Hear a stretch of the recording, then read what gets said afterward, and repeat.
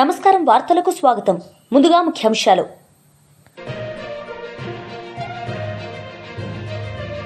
Eluru assembly నియోజకవర్గ party క్యాడర్తో YS Jagan సమావేశం, దిశానిర్దేశం.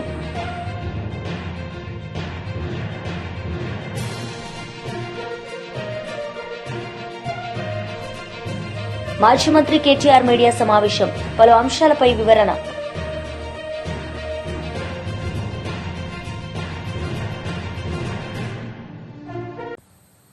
మాజీ మంత్రి కేటీఆర్ మీడియా సమావేశం నిర్వహించారు. ఈ సందర్భంగా పలు అంశాలపై ఆయన మాట్లాడారు.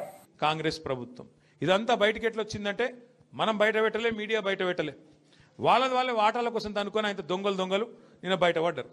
ఎట్లా బయటపడ్డారు, ఏమైందట అంటే అక్కడెక్కడో ఒరిస్సాలో ఏదో బ్లాక్ ఉందట, కోల్ బ్లాక్. ఆ బ్లాక్ 9 అట. ఆ 9 బ్లాక్ కోసం ముఖ్యమంత్రి ఉప ముఖ్యమంత్రి ఇద్దరు మంచిగా కేకును కోసుకున్నారట. కోసుకుంటే ఇంకో మూడో మంత్రి, ఆయన పేరైంది వెంకటరెడ్డి వచ్చి, అగో మీ ఇద్దరే తింటారా కేకు, నాకు కూడా ఒక ముఖ్యరా అని వెంకటరెడ్డి అడిగినాడు.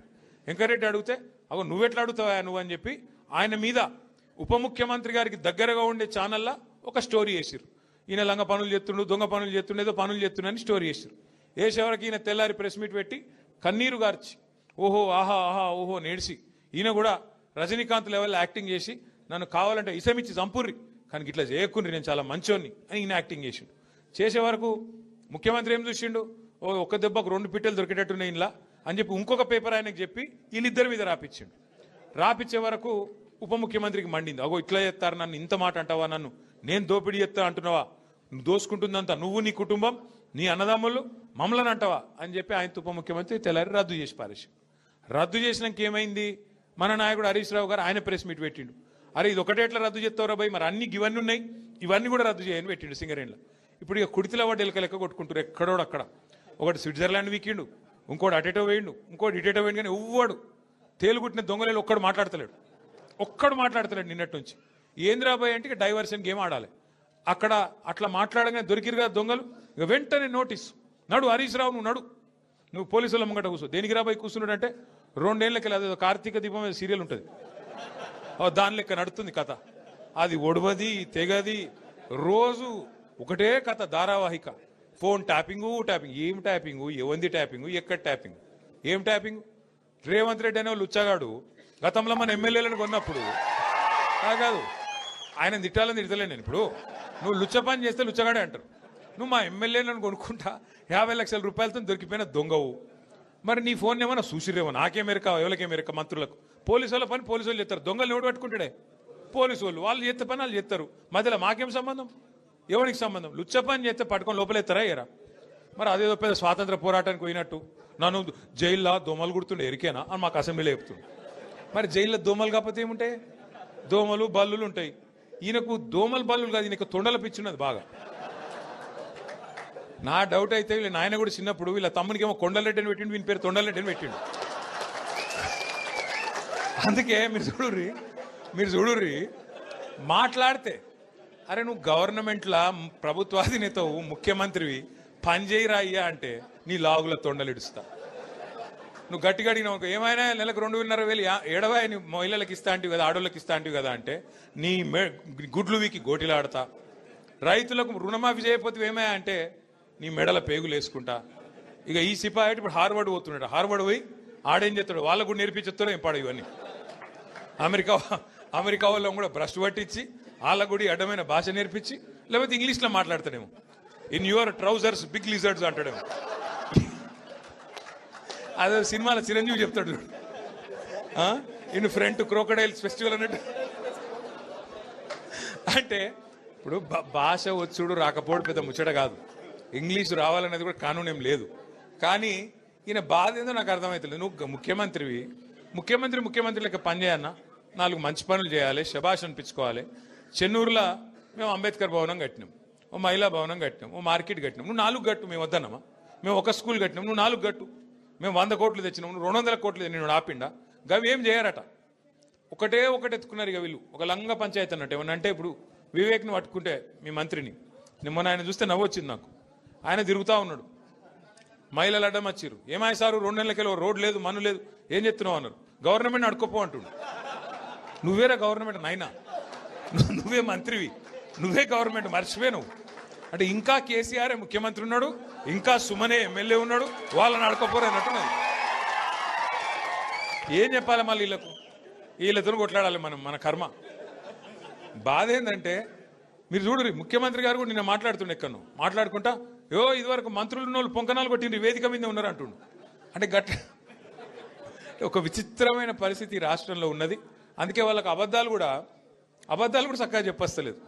ముఖ్యమంత్రి గారు ఆయనకు పరిపాలన చేతనైతలేదు, పాపం నడిపస్తలేదు. ఆయన బాధ వర్ణనాతీతంగా ఉంది. ఆయన ఎవడు గుర్తుపడతలేడు ముఖ్యమంత్రిగా. ఇంకా పెద్ద బాధ ఏమిటిదంటే పేర్లు మర్చిపోతారు. మర్చిపోతే ఆయన కోపం వస్తుంది, జైల్లో పెడతాడు. పేర్లు మర్చిపోతే జైల్లో పెడతాడు. ఇట్లా నడుస్తున్నది. అందుకే ఇప్పుడు ఏంది కొత్తగా ఒకటే పల్లవిగా అందరు కాంగ్రెస్లో ఒకటే పల్లవి ఎత్తుకున్నారు. ఏమిటిది? కేసీఆర్ అప్లపాలు చేసిపోయిండు, అందుకే మేము ఇయ్యలేకపోతున్నాం. కేసీఆర్ అప్లపాలు. టీడీపీ పొలిట్ బ్యూరో సభ్యులు రెడ్డప్ప గారి శ్రీనివాసరెడ్డి మీడియా సమావేశం నిర్వహించారు. ఈ సందర్భంగా పలు అంశాలపై ఆయన మాట్లాడారు. అంతేగాని ప్రతి వ్యక్తి కూడా ప్రశ్నించే స్థాయి చంద్రబాబు నాయుడు గారిని, లోకేష్ గారిని ప్రశ్నించే స్థాయి మీకు లేదు. ఒక్కసారి మీరు మీ స్థాయిని గుర్తించుకొని మాట్లాడాలి. ఈరోజు గత దావోస్ పర్యటనలో చూస్తే 2,36,000 కోట్లు వచ్చినాయి. 20 కంపెనీలు ఆంధ్రప్రదేశ్ రాష్ట్రానికి వస్తున్నాయి. మరి బ్రూక్ఫీల్డ్ లాంటి పెద్ద కంపెనీలన్నీ వస్తూ ఉన్నాయి. ఇవన్నీ చూసి మీరు ఓర్చలేక ఇష్టం వచ్చినట్లు మాట్లాడుతూ ఉన్నారు. మీ ఉనికి కోల్పోయినారు. ఇదే చెప్తున్నా, ఇదే చలి అంటున్నారు జగన్మోహన్ రెడ్డి గారు, అమర్నాథ్ గారు. మరి లండన్కి ఎందుకు పోతున్నారు? లండన్ పోయినప్పుడు చల్లేదా? మీ వ్యక్తిగత పర్యటనలకు పోతున్నారు. బెంగళూరుకు పోయి మీరు సొంత డబ్బులు పెట్టుబడులు పెడుతున్నారు. లండన్లో మీ సొంత డబ్బులు అక్రమార్చనంతా పెట్టుబడులు పెడుతున్నారు. మరి దానికి లేని చలి రాష్ట్ర అభివృద్ధి మీద, రాష్ట్రానికి సంపద సృష్టించే పెట్టుబడులదారులను ఆహ్వానించేదానికి, అభివృద్ధిలో రాష్ట్రాన్ని ముందుకు తీసుకుపోయేదానికి మీకు చలి ఉంది. కానీ మీ సొంత అక్రమార్చనను దాచిపెట్టుకునే దానికి మాత్రం విదేశాల్లో మీకు చలి లేదు. మరి ఛాలెంజ్కు ఏం సమాధానం చెప్తాడు ఈయన?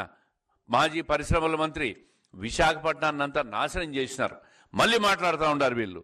ఈరోజు ప్రజాధనంతో దావోస్ పర్యటన పేరుతో సతీ సమేతంగా లండన్లో వ్యక్తిగత ఆర్థిక వ్యవహారాలు చక్కబెట్టుకునే దానికి జగన్మోహన్ రెడ్డి గారు వెళ్ళిన మాట వాస్తవం కాదా? చంద్రబాబు నాయుడు గారు రాష్ట్ర బీసీ సంక్షేమ శాఖ మంత్రి సవితా మీడియా సమావేశం నిర్వహించారు. ఈ సందర్భంగా పలు అంశాలపై ఆమె మాట్లాడారు. కానిస్టేబుల్స్ కూడా సుమారుగా 5,000 మందికి పోస్టింగ్ ఇచ్చాం. అంతేకాకుండా మరి ఈరోజు ఎన్ఆర్జీఎస్ ద్వారా కూడా మరి ప్రతి గ్రామాల్లోనూ మరి ఈరోజు సీసీ రోడ్లు, డ్రైనేజీలు వేస్తున్నాం, బీటీ రోడ్లు వేస్తున్నాం, ఆర్ఎంబీ పార్ట్ హోల్స్ పూర్తి చేశాం. దానితో పాటు మరి ఎన్నికల సమయంలో మేమేదైతే మాట చెప్పామో మరి జగన్ భూచట్టాన్ని రద్దు చేశాం. అదేవిధంగా తాతల ముత్తాతల కాలం నుంచి వచ్చినప్పుడు వారి ఆస్తులు గౌరవంగా రాజముద్రతో ఉండాలే తప్ప రంగులు పిచ్చితో, మరి ఫోటోలు పిచ్చితో మరి గత ప్రభుత్వం ఏం చేసిందో మనం అందరం చూసాం. అదేవిధంగా మొన్నటి రోజున రాష్ట్ర వ్యాప్తంగా మరి రాజముద్ర వేసి గౌరవంగా దేశ గౌరవాన్ని పెంచే విధంగా మరి రాజముద్ర వేసి రైతన్నలకు ప్రతి ఒక్కరికి పాస్బుక్లు కూడా అందజేశామన్న విషయం కూడా మీకు తెలియజేస్తూ, అంతేకాకుండా మరి ఉచిత ఇసుక అన్నాం, ఉచిత ఇసుక అందజేశాం. ఎక్సైజ్ పాలసీ అన్నాం, మరి ఎక్సైజ్ పాలసీని అమలుపరిచామన్న విషయం కూడా మీకు తెలియజేస్తూ, అంతేకాకుండా మరి ఒక పక్క సంక్షేమ పథకాలన్నీ అమలుపరుస్తూ, ఒక పక్క ఉపాధి చూపిస్తూ, ఒక పక్క సంపద సృష్టిస్తున్నామన్న విషయం కూడా మీకు అందరికీ తెలియజేస్తున్నాం. ఒక పక్క మరి 108లు కూడా ఈరోజు ప్రజలకి సౌకర్యంగా మరి ఫోన్ చేసిన తక్షణమే స్పందిస్తూ వారికి మరి 108లో కూడా సీసీ కెమెరాలు కూడా ఏర్పాటు చేసి ప్రజల ఆరోగ్యాన్ని కాపాడుతున్న ప్రభుత్వం కూటమి ప్రభుత్వం. అంతేకాకుండా మీరు ఈరోజు హాస్పిటల్స్లో రాష్ట్ర వ్యాప్తంగా కూడా హాస్పిటల్స్లో మరి అడిషనల్ బిల్డింగ్స్ కావచ్చు, మధ్యలో ఆగిపోయిన విలేజ్ హెల్త్ క్లినిక్లు కూడా ప్రతి కాన్స్టిట్యున్సీలో కూడా పనులు పూర్తి చేస్తున్నామన్న విషయం కూడా మీకు తెలియజేస్తూ, మరి ఒక పక్క మరి ఎయిర్ కనెక్టివిటీ కావచ్చు, పోర్ట్ కనెక్టివిటీ కావచ్చు, మరి రోడ్ కనెక్టివిటీ కావచ్చు, రైల్ కనెక్టివిటీ కావచ్చు, మరి నరేంద్ర మోడీ గారి ఆశీర్వాదంతో ఈరోజు ఒక పక్క పోలవరం, ఒక పక్క అమరావతి, మరి ఈరోజు అభివృద్ధే ధ్యేయంగా ఈ కూటమి ప్రభుత్వం పనిచేస్తుందన్న విషయం కూడా మనందరికీ తెలుసు. అంతేకాకుండా మరి టూరిజం మీద ఈరోజు టూరిజం మీద ఎక్కువగా మనం ఫోకస్ చేస్తున్నాం. ఎందుకంటే మనకున్న సంపదని మనం కాపాడుకోవాలి. మరి అదే ఉద్దేశంతో మరి ఒక పక్క టూరిజంకి సుమారుగా 19,000 కోట్ల పెట్టుబడులతో కూడా ఈరోజు మరి పెట్టుబడిదారులు రావటం కూడా మనం చూసాం. మొన్నటి రోజున మరి గండికోట ఉత్సవాలు చేశాం. అంతేకాకుండా మరి ఒక పక్క నదీల పక్కన పర్యాటన రంగాన్ని కూడా అభివృద్ధి చేయాలన్న ఉద్దేశంతో అనేక విధాలుగా అభివృద్ధి చేస్తున్నాం. టూరిజం ఒక పక్క ప్రతి జిల్లాకు కావచ్చు మరి ఒక జోన్ ప్రకారము ఒక టూరిజం హబ్గా చేసి వారు ఉండటానికంటే వచ్చిన ప్రాంతాన్ని 2-3 రోజులు ఉండేలా వాళ్ళకి కావాల్సిన వసతులు కూడా అన్ని. ఏలూరు అసెంబ్లీ నియోజకవర్గ పార్టీ కేడర్తో వైఎస్ జగన్ సమావేశం నిర్వహించారు. ఈ సందర్భంగా పలు అంశాలపై ఆయన మాట్లాడారు. బిర్యానీ పెడతానని మోసం చేశాడు, ఉన్న పలావు పోయింది, ఇప్పుడు బిర్యానీ కూడా పోయింది అని చెప్పి ఈరోజు ప్రతి ఇంట్లో కూడా చర్చనీయాంశం జరుగుతూ ఉంది. ఈరోజు నిజంగానే ప్రతి ఇంట్లో కూడా పోలికను చూస్తూ ఉన్నారు. ఆ రోజు ఇదే రాష్ట్రం, ఇదే బడ్జెట్, ఇదే పరిస్థితుల్లో అప్పుడు ఇంకా దారుణమైన పరిస్థితులు, కోవిడ్ వచ్చి 2 సంవత్సరాలు అతి దారుణమైన పరిస్థితులు ఉన్నప్పటికీ కూడా ఎప్పుడూ కూడా ప్రభుత్వ కష్టాలను ఎప్పుడూ ప్రజలకు చూపించి ఎప్పుడూ కూడా పథకాలను ఎగరగొట్టాలి అని చెప్పి ఏ రోజు మన ప్రభుత్వం ఎప్పుడు ఆలోచన చేయలే. మన కష్టాలు ఎన్నున్నా కూడా ముఖంలో చిక్కటి చిరునవ్వే మెయింటైన్ చేశాం. ప్రజలకు మాత్రం చెప్పిన ప్రతి మంచి కూడా చేసి చూపించిన ప్రభుత్వం మనది. కానీ ఎప్పుడైతే మనం ఓడిపోయినామో, ఎప్పుడైతే చంద్రబాబు నాయుడు గారి పాలన ప్రజలు మళ్ళీ తిరిగి చూశారో అప్పుడు తేడా కనిపిస్తూ ఉంది. జగన్ వల్ల మంచి జరిగింది, జగన్ ఎలా చేయగలిగినాడు, చంద్రబాబు నాయుడు ఎందుకు చేయలేకపోతా ఉన్నాడు, చంద్రబాబు నాయుడు అంత అబద్ధాలోడు, మోసం చేసేవాడు ప్రపంచ చరిత్రలో ఎవడు ఉండడు అని కూడా చెప్తా ఉన్నారు. ఒకవైపున ఉన్న పథకాలన్నీ రద్దయిపోయాయి, మరోవైపున ఈయన చెప్పిన సూపర్ 6లు సూపర్ 7లు అన్నీ మోసాల కింద తేలిపోయాయి. ఇంకొక అడుగు చూస్తే వ్యవస్థలన్నీ కూడా పూర్తిగా నీరు గారిపోయినాయి, నిర్వీర్యం అయిపోయినాయి. ఆశ్చర్యం కలిగించే విధంగా స్కూళ్ళు అయితే కలకలలాడుతూ ఉన్నాయి. మన ప్రభుత్వంలో మొట్టమొదటిసారిగా స్కూల్ రూపురేఖలు మారాయి. దశాబ్దాలుగా ఎవడు కూడా పట్టించుకునే పరిస్థితి నుంచి స్కూళ్ళ రూపురేఖలు మారి ప్రైవేట్ వాళ్ళు కూడా గవర్నమెంట్ స్కూళ్ళతో పోటీ పడే పరిస్థితి ఎప్పుడు వచ్చింది అని అంటే అది కేవలం మన 5 సంవత్సరాల పరిపాలనలో మాత్రమే జరిగింది. గవర్నమెంట్ స్కూళ్ళల్లో పిల్లల్ని చేర్పించాలంటే ఎమ్మెల్యే చేత రికమెండేషన్ తీసుకొని పోయి లెటర్లు తీసుకొని పోయి చేర్పించే పరిస్థితి నుంచి ఈరోజు గవర్నమెంట్ స్కూళ్ళల్లో ఏకంగా బీసీలకు 42% రిజర్వేషన్ ఇవ్వకుండా కాంగ్రెస్ ఎన్నికలకు వెళ్తుంటే బీఆర్ఎస్ ఎందుకు మౌనం పాటిస్తోంది? తెలంగాణ జాగృతి అధ్యక్షురాలు కవిత ప్రశ్నించారు. ఈ సందర్భంగా ఆమె మాట్లాడారు. రేపు పొద్దున జాగృతి యావరేజ్ ఏజ్ తీసుకుంటే 35 ఇయర్స్ కూడా ఉండదు. మా దగ్గర అంతా యంగ్స్టర్సే ఉంటారు ఎక్కువ. మరి వీరు ఇంకొక 60 ఏళ్ళు తెలంగాణ కోసం పనిచేసేటటువంటి వాళ్ళు కాబట్టి మా సంస్థకు ఇటువంటి యువతకు మరి స్ఫూర్తి రావాలంటే ఖచ్చితంగా ట్యాంక్ బండ్ మీద మన తెలంగాణ ఉద్యమకారుల విగ్రహాలు ఉండాలి. ముచ్చెర్ల సత్యనారాయణ గారి విగ్రహం పెట్టాలని చెప్పి నేను ప్రభుత్వాన్ని డిమాండ్ చేస్తూ ఉన్నాను. అట్లానే అమరజ్యోతి ఉంది. ఇవాళ అమరజ్యోతి మొత్తం పడవబడేబడ్డది. ఆనాడు బీఆర్ఎస్ హయాంలో అమరజ్యోతిలో అవినీతి మరకలు అంటితే ఆ అవినీతి గురించి చెప్తూ అధికారంలోకి వచ్చినటువంటి కాంగ్రెస్ పార్టీ ఇంతవరకు మరి అమరజ్యోతి దగ్గరికి వెళ్ళి నివాళులు అర్పించడం కానీ అమరజ్యోతిని గౌరవించడం కానీ చేస్తలేరు. రేపు పొద్దున ఖచ్చితంగా జాగృతికి సమయం వస్తుంది, జాగృతికి అధికారం వస్తుంది. ఆ సందర్భంలో అఫీషియల్గా తెలంగాణ తొలి అమరుడు శ్రీకాంతాచారి యొక్క వర్ధంతిని జయంతిని అమరజ్యోతిలో జరుపుతాం. తెలంగాణ ఉద్యమకారులు ఎవరైతే ఉన్నారో, విస్మరణకు గురైనటువంటి వారు ఎవరైతే ఉన్నారో అక్కడ ఉండేటటువంటి చాలా పెద్ద లైబ్రరీ ఉంది, ప్లేస్ ఉంది. ఆ కేంద్రాన్నంతా కూడా తెలంగాణ వాదాన్ని ప్రజ్వలింపజేసేటటువంటి ఒక సెంటర్ పాయింట్గా, ఒక వార్ రూమ్గా దాన్ని క్రియేట్ చేయడం జరుగుతుంది. స్కూల్ పిల్లలుంటే, కాలేజ్ పిల్లలుంటే వాళ్ళని ఎక్స్కర్షన్ తీసుకొచ్చి మరి ఇగో ఇది త్యాగం, దీనివల్లనే మన రాష్ట్రం వచ్చిందని చెప్పి చిరస్థాయిగా ఆ ఉద్యమకారుల పేర్లు నిలిచిపోయేటట్టుగా కూడా అమరజ్యోతి దగ్గర మనం ప్రయత్నం చేస్తాం. ఇవాళ ముచ్చెర్ల సత్యనారాయణ గారి జయంతి అంటే వారు ఏ బహుజనుల కోసం అయితే కొట్లాడిండో, ఏ సామాజిక తెలంగాణ రావాలని కొట్లాడినో ఆ తొవ్వలో మనం నడవాల్సిన అవసరం ఉంది. ఇవాళ ఒక విషయం మీరు గమనించాలి, మనకు మున్సిపల్ ఎన్నికలు వచ్చినాయి. మొన్ననే లేటెస్ట్గా గ్రామ పంచాయతీ ఎన్నికలలో బీసీలకు అన్యాయం జరిగింది. 42% రిజర్వేషన్ ఇవ్వకుండానే ముందుకు పోయిండ్రు. ఇవాళ మున్సిపల్ ఎన్నికలు వచ్చినాయి, మళ్ళీ మున్సిపల్ ఎన్నికలలో 42% మాట ఎత్తకుండా కాంగ్రెస్ ప్రభుత్వం ముందుకు పోతుంది. ఆ ముందుకు పోయేటటువంటి సందర్భంలోనే మరి బీసీలు ఎక్కడ తెలుసుకుంటారో, మరి సంస్థలు, చాలా సంస్థలు, వ్యక్తులు ఎక్కడైతే గలమెత్తుతారో అనేటటువంటి ఆలోచన రాగానే ఏం చేస్తారు, గుంపు మేస్త్రి గారు గుంటనక్క గారిని ట్యాపింగ్ కేసులో పిలుస్తారు. గుంపు మేస్త్రి గుంటనక్క ఇద్దరు కలిసే ఉన్నారు. మభ్యపెట్టేటటువంటి ప్రయత్నం ఇది తెలంగాణ సమాజాన్ని. రేపు పొద్దున మీరు నోటిఫికేషన్ ఇస్తున్నారు మున్సిపాలిటీస్ కోసం, మా బీసీలంతా ఏకమవుతారు, ఏమైంది మా 42% అడుగుతారని చెప్పి కొత్త డ్రామా మొదలుపెట్టిరు తప్పితే ఇది ప్రజలకు వనికొచ్చేటటువంటిది కాదు. వాళ్ళిద్దరు కూడా కలిసే ఉన్నారు. ఇవాళ బీఆర్ఎస్ పార్టీ ఎక్కడ అడిగిందో ఒక్కసారి ప్రజలు గుర్తు చేసుకోవాలి.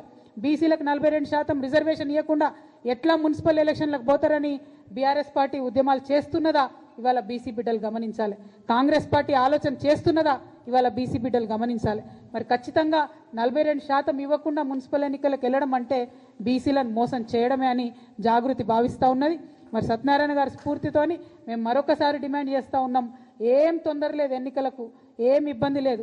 ఎప్పుడైతే పొలిటికల్ పవర్ అనేటటువంటిది బడుగు బలహీన వర్గాలకు వస్తుందో, 85% పైచిలుకున్నారని చెప్పి రాహుల్ గాంధీ గారు చెప్తున్నటువంటి ఆ సమాజానికి వస్తుందో అప్పుడే తెలంగాణ బాగుపడుతుంది. కాబట్టి 42% రిజర్వేషన్ ఇవ్వాలి అని ఇప్పటికీ కూడా నేను ప్రభుత్వాన్ని డిమాండ్ చేస్తున్నా.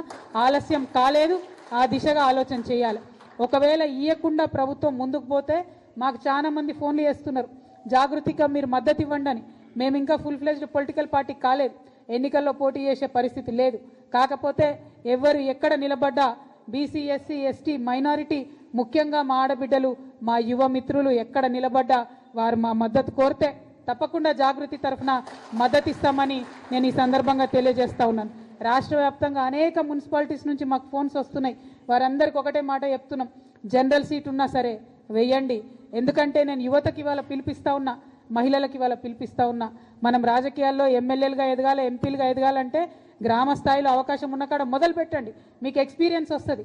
గెలుపు ఓటమి ఇంపార్టెంట్ కాదు, ఎలక్షన్ ప్రాసెస్ ఎట్లా ఉంటుంది, ఎలక్షనీరింగ్ ఎట్లా ఉంటుంది, ప్రజల దగ్గరికి పోయి ఓటు అడిగేటటువంటి విధానం ఎట్లా ఉంటుంది, ఇది మీకు ఒక ట్రైనింగ్ గ్రౌండ్గా, ఒక ప్రిపరేటరీ గ్రౌండ్గా పనికొస్తుంది. కాబట్టి మున్సిపల్ ఎన్నికలు సంపూర్ణంగా మీరు వాడుకోవాలని చెప్పి తెలంగాణ యువతకు, తెలంగాణ మహిళలకు, తెలంగాణ బీసీ బిడ్డలకు నేను పిలుపునిస్తా ఉన్నాను. మాకు ఎక్కడ వీలైతే అక్కడ మమ్మల్ని ఎవరు అప్రోచ్ అయితే వాళ్లకు మేము మద్దతు ఇస్తాం. అవసరమైన చోట మా కార్యకర్తలు పోతారు, నేను పోతాం, అందరం పోయి ప్రచారం కూడా చేసి మరి యువ మిత్రులను, కరప్షన్ లేనటువంటి వాళ్ళను, కొత్తగా రాజకీయాల్లోకి రావాలనుకునే వాళ్ళను తప్పకుండా ఆహ్వానిస్తామని కూడా ఈ సందర్భంగా నేను తెలియజేస్తా ఉన్నాను. అదే కాకుండా మీ అందరికీ తెలుసు, మరి ఇందాక నేను చెప్పినట్టు ఏదైతే బీసీల విషయంలో బీఆర్ఎస్ కాంగ్రెస్ కలిసి మభ్య పెడతా ఉన్నారో, నిన్న మొన్న నవ్వొచ్చింది నాకు. కేటీఆర్ గారు పోయి సికింద్రాబాద్ జిల్లా చేయాలని ఉద్యమం చేస్తున్నారు. 10 ఏళ్లలో సికింద్రాబాద్ జిల్లా చేయమని అడిగినటువంటి వాళ్ళందరినీ కూడా అణచివేసి జైళ్లలో వేసి విస్మరించి ఇవాళ మళ్ళా కొత్తగా పోయి సికింద్రాబాద్ జిల్లా చేయాలని కేటీఆర్ గారు మాట్లాడుతూ ఉన్నారు. నేను ఒకటే చెప్తా ఉన్నాను, రేవంత్ రెడ్డి గారు జిల్లాలు పునర్వ్యవస్థీకరణ చేస్తామని చెప్పి మాట్లాడుతున్నారు. కానీ మనందరికీ తెలుసు, జనగణన చేస్తున్నటువంటి కేంద్ర ప్రభుత్వం జిల్లాల పునర్విభజన పైన పాబంది పెట్టింది 2027 వరకు. అయినా సరే రేవంత్ రెడ్డి గారు నేను పునర్విభజన అని మాట్లాడుతున్నారు. అది ఇప్పట్లో కాదు. కానీ జాగృతిగా మేము డిమాండ్ చేస్తూ ఉన్నాం, జిల్లాల పునర్విభజన ఎప్పుడు జరిగినా సికింద్రాబాద్ని ప్రత్యేక జిల్లాగా ఏర్పాటు చేయాలని చెప్పి మేము డిమాండ్ చేస్తూ ఉన్నాం. అట్లానే హుజూరాబాద్లో, వరంగల్ దగ్గర ఒక డిమాండ్ ఉంది. పివి నరసింహారావు గారు ఒక్కరు మన తెలంగాణ నుంచి ఎదిగి ప్రధానమంత్రిగా పోయినరు, వారి పేరు పెట్టాలనే డిమాండ్ ఉంది. ఏదో ఒక జిల్లాకు పివి నరసింహారావు గారి పేరు పెట్టాలని కూడా ఈ సందర్భంగా నేను డిమాండ్ చేస్తూ ఉన్నాను.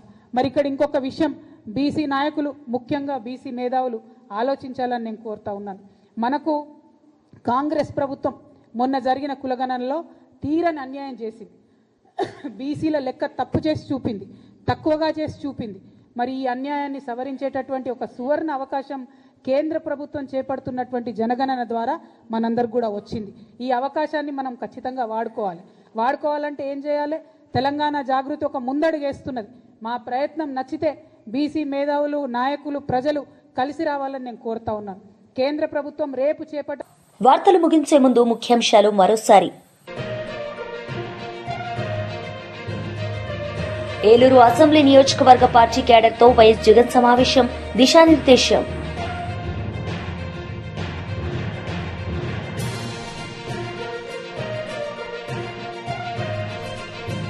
మాజీ మంత్రి కేటీఆర్ మీడియా సమావేశం, పలు అంశాలపై వివరణ.